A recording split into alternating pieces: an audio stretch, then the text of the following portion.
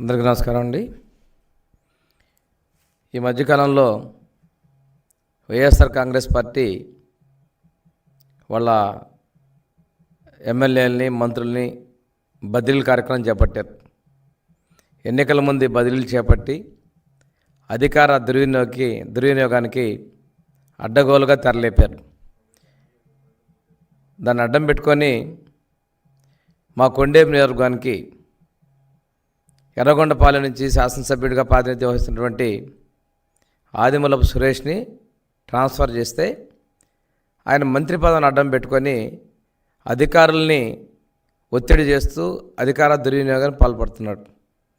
పాపం ఆయనకు ఓట్లు వేసిన వాళ్ళేమో మంచినీళ్ళు లేవని చెప్పి ధర్నాలు చేస్తున్నారు. ఆయన మాటని మంచినీళ్ళు చేసినటువంటి ఆయన పార్టీ నాయకులు కార్యకర్తలేమో ధర్నాలు చేస్తూ ఉన్నారు. అతనికి రివాజు కాన్స్టిట్యున్సీని వరుసగా మార్చిపోవటం. ఎర్రగొండపాలెం నుంచి నూతలపాడు, అక్కడి నుంచి ఎర్రగొండపాలెం, అక్కడి నుంచి మళ్ళీ కొండేపుకి వచ్చాడు. ఎప్పుడూ కూడా పనులు చేయాల్సి వచ్చింది కాబట్టి పారిపోతూ ఉంటాడు.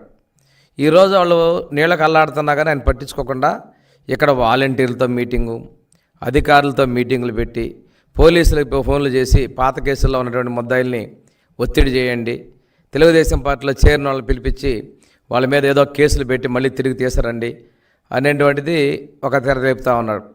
ఇందులో భాగంగా తీసుకుంటే ఎలక్షన్ కమిషన్ ఒక పాలసీ ప్రకారం పక్క జిల్లాల నుంచి తహసీల్దార్ని ఎండిఓల్ని బదిలీలు చేశారు. ప్రకాశం జిల్లాకు వచ్చిన దానిలో మా సింగరాయకొండకి 3వ తేదీన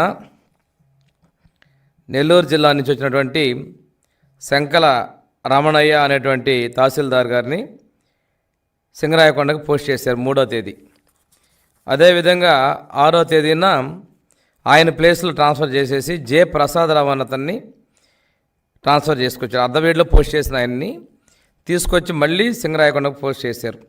6వ తేదీ అయిపోయిన వెంటనే మళ్ళీ 7వ తేదీ ఈ అర్ధవీడిలో పోస్ట్ చేసినటువంటి ఆయన్ని మార్చేసి భవానీ శంకరన్ ఆయన్ని ట్రాన్స్ఫర్ చేశారు. ఇది 7/2/24 ఇచ్చినటువంటి కలెక్టర్ ప్రొసీడింగ్స్లో కూడా చాలా స్పష్టంగా మెన్షన్ చేయడం జరిగింది. ఇది ఎందుకు చేశారు అంటే కలెక్టర్ గారి దగ్గర నుంచి సమాధానం లేదు.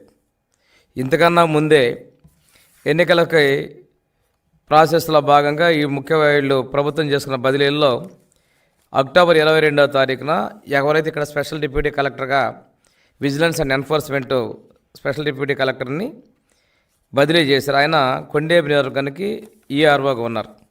అది 22/10/23 ఇచ్చినటువంటి జీవో నంబర్ 2772 సీరియల్ నంబర్ 41లో వారు ఉన్నారు. సరే, ఆయన ప్లేస్లో సబ్స్టిట్యూట్ ఇవ్వనందున మొన్నటి వరకు ఆయన కొనసాగారు కొత్త ఓటర్ లిస్ట్ వచ్చేంతవరకు. ఆ తర్వాత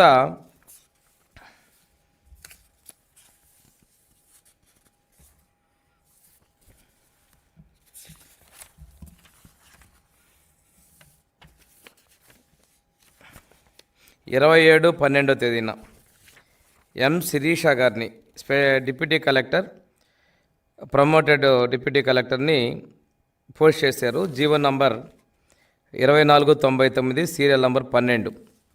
ఈవిడ పాపం ఒక సామాజిక వర్గం అంటే నాకు తెలిసి కమ్మ సామాజిక వర్గం అని చెప్పేసి ఈవిడని ఏదో చేరకుండా అడ్డుకున్నారని తెలుస్తూ ఉంది. ఆ తర్వాత 284వ జీవో 6/2/24న ఒక డిప్యూటీ కలెక్టర్ బిఎల్ఎన్ రాజకుమార్ గారిని అదే ప్లేస్లో పోస్ట్ చేశారు. GO number 284 serial number 13. సరే, ఈవిడ ఎస్సీ మహిళా అధికారి కాకుంటే ఇక్కడ ఎవరైతే వైసీపీ ఇన్ఛార్జిగా పోటీ చేసినటువంటి ఆదిమూలపు సురేష్ గారికి వారి సొంత సామాజిక వర్గానికి చెందిన అధికారి కానందున ఆ అధికారి ఆయన సామాజిక వర్గం కానందున నీవు మహిళవి, నీవు ఈ పనులు చేయలేవు, నాకు ఇక్కడ చాలా వన్ సైడ్గా చేసే అది కావాలని చెప్పేసి చేస్తే ఆవిడ ట్రాన్స్ఫర్కి 6వ తారీఖున ఆర్డర్ పడితే ఆవిడ మధ్యలో జాయిన్ అవడానికి వస్తే చేర్చుకోకుండా వెనక్కి పంపించారు. ఇక్కడ ఈ ప్రాసెస్లో వర్క్ అంతా పెండింగ్ ఉంది. 13వ తేదీ మేము కలెక్టర్ గారి దృష్టికి తీసుకెళ్ళాం. ఆ రోజు కలెక్టర్ గారు ఆవిడని పిలిపించి విధుల్లో జాయిన్ చేసుకున్నారు. అంటే ఎన్నికల సమయంలో కీలకమైన ఎన్నికల రిటర్నింగ్ అధికారిగా ఉండేటువంటి ఈఆర్ఓని ఈ విధంగా ఆడుకుంటున్నారంటే ఖాళీగా పెట్టుకుంటూ చేస్తూ ఉన్నారు. తనకి నమ్మకమైన వ్యక్తులను తెచ్చుకునేటువంటి కొత్త దీనిలో అధికార దుర్వినియోగం స్పష్టంగా కనిపిస్తుంది. ఇది ఎన్నికల అధికారి సంబంధించి ఇప్పుడున్నటువంటి ఆ రాజ్ కుమార్ గారు అయితే ఆ నెక్స్ట్ డే 14 ఇప్పుడు తిరుపతిలో జరిగినటువంటి ఎన్నికల శిక్షణా కార్యక్రమానికి కూడా గైర్హాజరైన తెలుస్తూ ఉంది. కారణం ఏంటంటే మిమ్మల్ని ఇక్కడ నుంచి ట్రాన్స్ఫర్ చేస్తాం, ఇక్కడ వేరే వాళ్ళు వస్తారని చెప్పడం వల్ల 2-3 రోజుల్లో బలి అవుతుందని చూసి అని చెప్పారనేది మనకి తెలుస్తున్నటువంటి సమాచారం. అందుకనే ట్రైనింగ్ కూడా అటెండ్ కాలేదని చెప్తా ఉన్నారు. ఇవన్నీ చూస్తూ ఉంటే అధికార దుర్వినియోగానికి యథేచ్ఛగా తెరలేపారని చెప్తున్నారు. ఇంకోటి తహసీల్దార్ల బదిలీలు 5 రోజుల్లో అంటే 3 నుంచి 7వ తేదీలో అంటే 4 రోజుల్లో 3 తహసీల్దార్ని పక్క జిల్లా నుంచి ఏ ఆఫీసరైనా కొత్తడు రావాలి, స్థానికంగా మార్చాలి, కానీ మంత్రి సిఫార్సుతో మార్చారు. ఇంతేకాకుండా వచ్చినటువంటి కొత్తగా వచ్చే పక్క జిల్లాలో వచ్చిన ఎండిఓలు పంచాయతీ సెక్రటరీలు మార్చమని మంత్రి ఎండార్స్ చేస్తే వారిని మార్చడం, అడ్డగోలుగా పనులు చేయటం, అధికార దుర్వినియోగకి వాలంటీర్లు తీసుకొచ్చేసి సపరేట్ మీటింగులు, ప్రభుత్వ కార్యక్రమాలు అయితే స్థానిక శాసనసభ్యులు కూడా చాలా తెలియజేయాలి. ఇవేమీ తెలియజేయకుండా ఆయన దుర్వినియోగం పాల్గొడుతున్నారు. దీనికి జిల్లా కలెక్టర్ కూడా బాధ్యత వహించాడు. ఇందులో ఈఆర్ఓల్ని చేసుకోకపోవడం కాకపోవచ్చు, లేకపోతే అదేవిధంగా ఈ తహసీల్దార్ మార్పుకు కూడా చేసేటువంటి అధికారి ఏంటి కూడా ఇటువంటి పనులు చేస్తూ ఉన్నారు. దీని మీద నేను ఇప్పుడే ఎలక్షన్ కమిషన్ గారిని మన మీనా గారిని కలిసి రిప్రజెంటేషన్ ఇవ్వడం జరిగింది. అదేవిధంగా చీఫ్ ఎలక్షన్ కమిషన్ కూడా నేను రిప్రజెంటేషన్ పంపిస్తూ ఉన్నాను. ఇటువంటి అధికార దుర్వినియోగానికి చేసినటువంటి పనులకి భవిష్యత్తులో జరగకుండా ఉండాలనేటువంటి ఉద్దేశంతో నేను కంప్లైంట్ చేయడం జరిగింది. ఈరోజు ఓటర్ లిస్ట్ కూడా ఎలక్షన్ కమిషన్ సైట్ని ప్రతిరోజు అప్డేట్ చేయాలంటే నియమ నిబంధన ఉన్నప్పటికీ కూడాను 7వ తేదీ తర్వాత నేను జిల్లా ఎన్నికల అధికారి కలెక్టర్ దృష్టికి మా ఓటర్ లిస్ట్ ఇంతవరకు అప్డేట్ కాలేదని చెప్పేసి 13, 14 చెప్తే 14 రాత్రికి గాను 15 ఉదయం అప్డేట్ చేశారు. అంటే ఎంత నిర్లక్ష్యంగా వ్యవహరిస్తున్నారు. ఈ మధ్యకాలంలో వచ్చేటువంటి ఫామ్ 6, 7 కూడాను ఏకపక్షం 15 రోజుల్లో మేము వెరిఫై చేసామని దొంగోట్లు ఎర్రగొండపాలెం నుంచి తీసుకొచ్చి ఇక్కడ దొంగోట్లు చేర్చే ప్రక్రియ యథేచ్ఛగా వాళ్ళు చేయబోతున్నారు.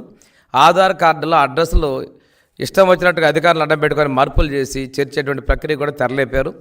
దీన్ని అడ్డుకోవడానికి కూడా చెప్తూ ఎన్నికల కమిషన్ కూడా మేము ఒకటే చెప్తా ఉన్నాం, మీ విధి ప్రకారం ప్రతిరోజు ఎన్నికల కమిషన్ యొక్క వెబ్సైట్ని మీరు అప్డేట్ చేయండి. దాని ద్వారా పారదర్శకత ఉంటుంది. వీటి ద్వారా మనం దొంగోట్లను కూడా చేర్చేదాన్ని నిరోధించవచ్చు. మీరు చేయాల్సినటువంటి పనుల్లో తొలగింపుల్లో కూడా అడ్డుకుంటా ఉన్నారు. ఇప్పటికీ కూడా తప్పులు తడగలుగా ఎన్నికల ఓటర్ లిస్టులు ఉన్నాయంటే చచ్చిపోయిన వాళ్ళు, పర్మనెంట్లీ మైగ్రేటెడ్ ఇటువంటివి కూడా ఉన్నాయి, డబుల్ ఓట్లు ఉన్నాయి. వీటన్నిటి మీద కూడా చర్యలు తీసుకోవాలని, అదేమని అడిగితే 1% కన్నా మించి తీయకూడదనేటువంటి నిబంధనలు కూడా మీరు చెప్తా ఉన్నారు. నేను ఒకటే చెప్తా ఉన్నా మంత్రికి, నేను ఎక్కడన్నా గెలుస్తానంటున్నావు. ఇటువంటి అధికార దుర్వినియోగాలు, అక్రమమైన దొంగ ఓట్లు, ఇటువంటి తప్పుడు విధానాలు అధికారాన్ని అడ్డం పెట్టుకొని చేస్తానుకున్నాం కదా, అది ఎక్కడో పశ్చిమ ప్రాంతంలో గిరిజనులు అమాయకుల ప్రాంతాల్లో సాగాయేమో కానీ ఈ కొండేపి ప్రజలు తెలియగల వాళ్ళు వలసవాదుల్ని తరిమి కొడతారు. ఇక్కడ పనిచేసే వాళ్ళకి స్థానికంగా ఉండే వాళ్ళకు ఉంటారు, కానీ ఇటువంటి దుశ్చర్యలు పాల్పడొద్దని చెప్పేసి నేను హెచ్చరిక చేస్తా ఉన్నాను. థ్యాంక్ యూ అండి.